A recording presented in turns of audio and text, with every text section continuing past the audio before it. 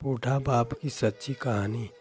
किसी गांव में एक बूढ़ा व्यक्ति अपने बेटे और बहू के साथ रहता था। परिवार सुखी संपन्न था। किसी तरह की कोई परेशानी नहीं थी। बूढ़ा बाप, जो किसी समय अच्छा खासा नौजवान था, आज बुढ़ापे से हार गया था। चलते समय लड़खड़ाता था। लाठी की जरूरत पड़ने लगी। चेहरे झुर्रियों से भर चुका था। बस अपना जीवन किसी तरह व्यतीत कर रहा था। घर में एक चीज़ अच्छी थी कि शाम को खाना खाते समय पूरा परिवार एक साथ टेबल पर बैठकर खाना खाता था। एक दिन ऐसे ही शाम को जब सारे लोग खाना खाने बेटा ऑफिस से आया था। भूख ज़्यादा थी तो जल्दी से खाना खाने बैठ गया और साथ में बहू और उसका एक बेटा भी खाने लगे। बूढ़े हाथ जैसे ही थाली उठाने को हुए, थाली हाथ से छिटक गई। थोड़ी दाल टेबल पे गिर गई। बहू बेटे ने घृणा दृष्टि से पिता की ओर देखा और फिर से अपना खाने में लग गए। बूढ़े पिता ने जैसे ही अपने हिलते हाथों से खाना खाना शुरू किया तो खाना कभी कपड़ों पे गिरता, कभी जमीन पर। बहू चिढ़ाते हुए कहा, हे राम, कितनी गंदी तरह से खाते हैं।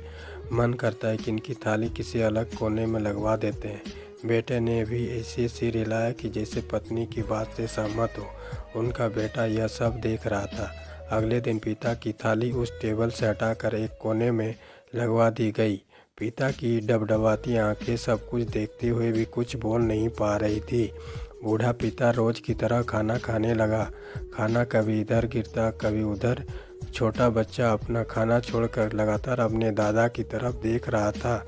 माँ ने पूछा, क्या हुआ बेटे, तुम दादाजी की तरफ क्या देख रहे हो और खाना क्यों नहीं खा रहे हो? बच्चा बड़ी सुंदर से बोला, माँ, मैं सीख रहा हूँ कि वृद्धों के साथ कैसा व्यवहार करना चाहिए। जब मैं बड़ा हो जाऊँगा और आप लोग बूढ़े हो जाओगे तो मैं भी आपको इसी तरह कोने में खाना खिलाया करूँगा। बच्चे के मुंह में ऐसा सुनते ही बेटे और बहू दोनों कांप उठे। शायद बच्चे की बात उनके मन में बैठ गई थी, क्योंकि बच्चा ने सुंदर बात के साथ एक बहुत बड़ा सबक दोनों लोगों को दिया था। बेटे ने जल्दी से आगे बढ़कर पिता को उठाया और आपस टेबल पे खाने के लिए बैठाया और बहू भी भाग कर पानी का गिलास लेकर आई कि पिताजी को कोई तकलीफ ना हो। इस कहानी से यह सीख मिलती है कि माँ बाप इस दुनिया की सबसे बड़ी पूंजी है।